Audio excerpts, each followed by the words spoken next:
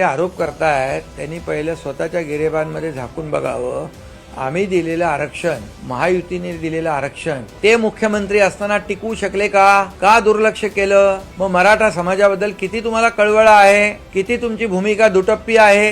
मराठा समाजाचं आंदोलन लाखांचं झालं त्यावेळेस कोणी टीका केली होती सामनामधून, कोणी टिंगल केली होती? आणि म्हणून त्यांना तर बोलायचा नैतिक अधिकारच नाहीये. त्यांनी तर ते आरक्षण टिकवलं नाही जे देवेंद्र फडणवीस साहेबांच्या काळात दिलं गेलं होतं. आणि त्यानंतर ते आरक्षण रद्द झालं. मी मुख्यमंत्री झाल्यानंतर महायुतीने आम्ही पुन्हा 10% आरक्षण दिलेलं आहे. जे आम्ही बोलतोय ते करून दाखवतो. बोलायची पण हिंमत दाखवतात का ते? त्यांनी फक्त निवडणुकीची मतं घेण्यापुरतं ते राजकारण करतात. या ठिकाणी 5,000 अधिसंख्य पदं, 5,000 लोकांना नोकऱ्या देण्याचं काम कोणी केलं? हिंमत आम्ही दाखवली. त्यावेळेस देखील मुख्यमंत्री असताना काय हिंमत दाखवली नाही आता जे आरोप करतायत त्यांनी.